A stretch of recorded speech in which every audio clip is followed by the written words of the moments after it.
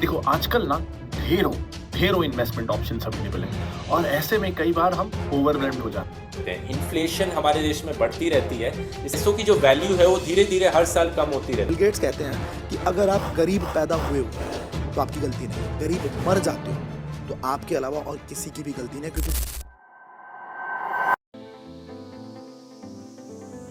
तो आज हम बात करने वाले हैं कि आप कैसे हर महीने कुछ पैसा बचा बचा के एक बहुत बड़ा अमाउंट अपने लिए जमा कर सकते हैं, खासकर आपकी फैमिली के लिए। ठीक है, आज के इस वीडियो के अंदर हम स्पेशली कुछ ऐसे चीज़ों के बारे में बात करने वाले हैं जहां पे आप अपना कुछ पैसा हर महीने डाल सकते हैं। और ये सब चीज़ें जो होने वाली हैं इसमें definitely stock market, bitcoin, crypto currency ये सब नहीं होने वाला है।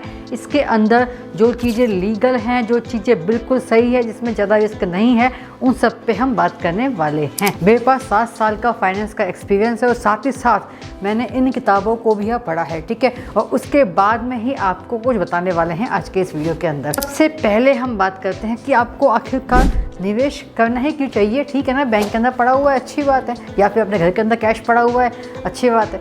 देखो एक चीज़ समझो कि कभी भी कुछ ऐसी परिस्थिति आपके आ गई जहाँ पे आपको पैसे की बहुत ज़रूरत है, तो वहाँ पे अगर आपके पास में कोई आज कैश पड़ा हुआ है 1 लाख रुपए सपोज़, तो हो सकता था कि 1 साल बाद में वो पैसा आपका 1,08,000 या 1,07,000 हो जाता अगर आपने अच्छे से निवेश किया होता तो।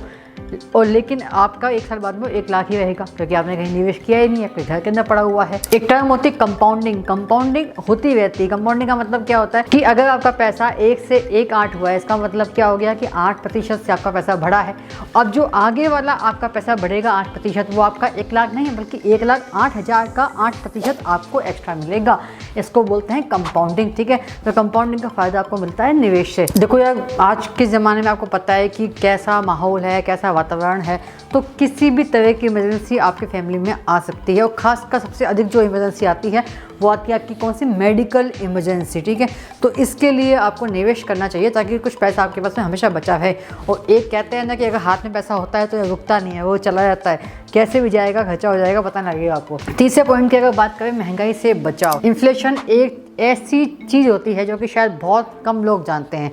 इसका मतलब ये होता है कि आपकी महंगाई कितनी दर से बढ़ रही है हर साल। अगर आज कोई चीज़ 100 रुपये की मिलती है तो वो 1 साल क्या 100 की मिलेगी? ऐसा नहीं होगा। शायद वो चीज़ 1 साल बाद में 105 की मिले, शायद 110 की मिले। तो ये 5% अगर वो बढ़ती है तो इसको बोलते हैं क्या, उसकी इन्फ्लेशन रेट, मतलब कि ये उसकी महंगाई दर बेसिकली हो गई। ठीक है, तो इन्फ्लेशन के अगेंस्ट में आपको प्रोटेक्शन मिल जाता है कि अगर कोई चीज़ 100 की 105 की मिलने वाली है तो आपको पता होगा कि आपका पैसा भी 100 का 108 या 107 हो जाएगा, तो आप उस सामान को 1 साल बाद भी खरीद सकते हैं। बट अगर वो पैसा कैश में पड़ा हुआ है या फिर सेविंग बैंक अकाउंट में पड़ा हुआ है जहाँ पे इंटरेस्ट शायद आपको 2% के आसपास मिलता है, तो वो आप चीज़ खरीद नहीं पाओगे 1 साल बाद में। और ये कोई आम बात नहीं है। आपको याद होगा 1990 के दशक में ना लगभग हर किसी ने अपना पैसा या तो खुद के पास रखा था या फिर सेविंग बैंक अकाउंट में रखा था, और जब महंगाई आई तब वो उसको झेल नहीं पाए। और ऐसी गलती आप मत करना। अब हम बात करते हैं कि आप कहाँ पे इन्वेस्ट कर सकते हैं। देखो सबसे पहले आपका क्या होता है, म्यूचुअल फंड। इसको हम एक तरह से SIP भी बोलते हैं। SIP का मतलब होता है सिस्टमेटिक इन्वेस्टमेंट प्लान, मतलब आपका हर महीने कुछ पैसा जाता है। सेकंड तरीका होता है लमसम। लमसम मतलब होता है कि आप एक बार में इन्वेस्ट कर सकते हैं। तो 2 तरह से आप म्यूचुअल फंड के अंदर इन्वेस्ट कर सकते हैं। और जैसा कि अभी चलता आ रहा है कुछ सालों से, तो इस हिसाब से आने वाले समय में आपको 12 से लेकर के 15% तक का इंटरेस्ट मिल सकता है। 12 से लेकर के 15% तक का रिटर्न आपको मिल सकता है। ठीक है, ये फिक्स नहीं है, हो सकता है कि कम भी मिले, हो सकता है इससे ज़्यादा मिल जाए, लेकिन ये जो कि क्योंकि म्यूचुअल फंड कहीं ना कहीं आपका मार्केट बेस्ड होता है। ठीक है, इसके अंदर सुरक्षा आपकी यह मीडियम लेवल की होती है, मतलब बहुत ज़्यादा सेफ भी नहीं होता जैसा कि आपके FDs होती हैं, आपके गवर्नमेंट बॉन्ड होते हैं, बट हाँ इसमें आपको सुरक्षा अच्छी खासी मिल जाती है। अगर हम बात करें कि इसमें कौन कौन निवेश कर सकता है, तो उसमें कोई भी निवेश कर सकता है, बस उसकी लीगल एज 18 साल से ऊपर होनी चाहिए और साथ ही साथ उसकी या एक रेगुलर इनकम अगर होगी तो वो आसानी से इन्वेस्ट कर पाएगा। अब म्यूचुअल फंड में इन्वेस्ट करने के लिए ना बहुत सारी ऐप्स हैं, जैसे कि आपकी ग्रो हो गई, ज़ीरोधा कॉइन है, पेटीएम मनी है, बहुत सारी ऐप है। किसी भी ऐप पे आप जाके अपना अकाउंट खोल सकते हैं, वहाँ से आप इन्वेस्टमेंट करना स्टार्ट कर सकते हैं और ये एक बहुत अच्छी चीज़ है। 500 रुपये से भी स्टार्ट कर सकते हैं। दूसरी में अगर एक बहुत ही अच्छी स्कीम की बात करूँ तो वो है आपकी क्या, post office monthly income scheme, ठीक है। और ये इतनी अच्छी स्कीम है कि वे 7.4% का इसमें यह रिटर्न मिलता है, क्योंकि स्कीम पोस्ट ऑफिस की है तो यहाँ पे गवर्नमेंट की गारंटी भी आपको देखने को मिलती है, इसलिए सुरक्षा यहाँ पे बहुत ज़्यादा है। यहाँ पे आपका पैसा जाने की संभावना बिल्कुल ना के बराबर है, तो खुल के आप यहाँ पे निवेश कर सकते हैं। बट यहाँ पे देखेंगे कि 7.4 है, हो सकता है कि म्यूचुअल फंड में आपको इससे ज़्यादा मिल जाए, पर वहाँ पे सुरक्षा थोड़ी सी कम मिलेगी, यहाँ पे वो अधिक है। इसमें बस एक छोटी सी कमी है कि यहाँ पे आपको 5 साल तक लॉक इन रखना पड़ता है। लॉक इन का मतलब ये होता है कि आप इन 5 साल तक पैसा बिल्कुल नॉर्मली नहीं निकाल सकते। अगर निकालना भी पड़ा तो बहुत ही इमरजेंसी में ही निकाल सकते हैं, और वैसा कुछ आपको म्यूचुअल फंड में देखने को नहीं मिलता है। एक्सेप्ट एक तरह के म्यूचुअल फंड होते हैं ELSS, वहाँ पे आपका 3 साल का लॉक इन होता है, पर उसके अलावा बहुत सारे तरह के म्यूचुअल फंड्स हैं जहाँ पे कोई भी लॉक इन नहीं होता है, ठीक है। तो अगर बात करें कि आप इसको स्टार्ट कैसे कर सकते हैं, तो मात्र 1000 रुपये से निवेश स्टार्ट कर सकते हैं। और यह बेसिकली जो आपके बुजुर्ग हैं, सीनियर सिटीजन्स हैं, उनके लिए बहुत ही अच्छा इन्वेस्टमेंट प्लान बन जाता है। अब हम तीसरे स्कीम की बात करते हैं जो कि आपका है PPF, जिसको बोलते हैं पब्लिक प्रोविडेंट फंड। यहाँ पे रिटर्न कहीं ना कहीं पोस्ट ऑफिस की जो स्कीम है उससे थोड़ा सा कम है, बट स्टिल एक अच्छा रिटर्न है। 7.1% का यहाँ पे रिटर्न आपको देखने को मिलता है, जिसका जो आप यहाँ पे कमाते हो 15 साल बाद में वो आपका टैक्स फ्री भी होता है। यहाँ पे एक कमी ये है कि यहाँ पे 15 साल का लॉक इन पीरियड होता है, और सुरक्षा यहाँ भी बहुत ज़्यादा है, क्योंकि ये पैसा भी आपके गवर्नमेंट के पास में ही होता है, तो कोई भी रिस्क वाली बात यहाँ पे नहीं होती है, ठीक है।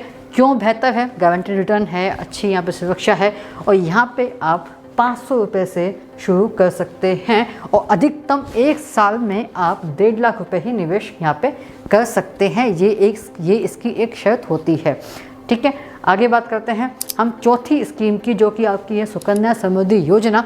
अब ये जो स्कीम है बहुत ही स्पेशल स्कीम है। जब इसको लॉन्च किया गया था तो इसकी बहुत चर्चा हुई थी, और ये स्कीम, इसमें एक ये है कि सिर्फ और सिर्फ अगर आपके घर में छोटी बच्ची है तो उसके लिए ये स्कीम है, अगर कोई मेल है तो उसके लिए स्कीम नहीं है। अभी तक आपको रिटर्न बताए हैं वो थोड़े ऊपर नीचे हो सकते हैं, अभी के वक्त में कितना रिटर्न है वो आप एक बार जाके उसकी वेबसाइट पर चेक कर लेना, ठीक है। और इस स्कीम के लिए ना मैंने डेडिकेटेड वीडियो बनाया हुआ है अलग से, अगर आपको उसको देखना है तो आप अभी के अभी जाकर देख सकते हैं आई बटन के अंदर। अब ये बात तो सही है कि भैया स्कीम से आपको मिल गई, आप पैसा इन्वेस्ट भी कर दोगे, बट कहीं ना कहीं फिर भी लोग ना गलतियां कर देते हैं। गलतियां क्या क्या होती हैं कि भैया एक तो आपको ये ध्यान रखना होता है कि गलत इन्वेस्टमेंट कभी भी आपको नहीं करना है।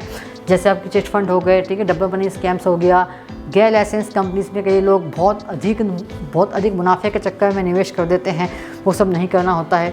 सोशल मीडिया के झांसे में नहीं आना होता है, ठीक है। कोई आके आपको बोलता है, कोई भी आपका इन्फ्लुएंसर भी, इवन बहुत सारे ऐसे क्रिएटर्स हैं, यूट्यूबर्स हैं जो कि कुछ भी बोल देते हैं, जो कि आपको अनरजिस्टर्ड कंपनीज के अंदर निवेश करने के लिए भी बोल देते हैं, तो उनसे ज़रा बच के रहिए, ठीक है। अब इतना सब कुछ मैंने आपको सिखा दिया है, तो आपके लिए मेरे पास में एक काम है।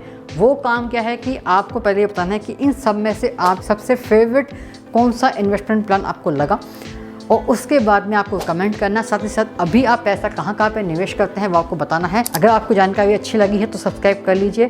Bye bye.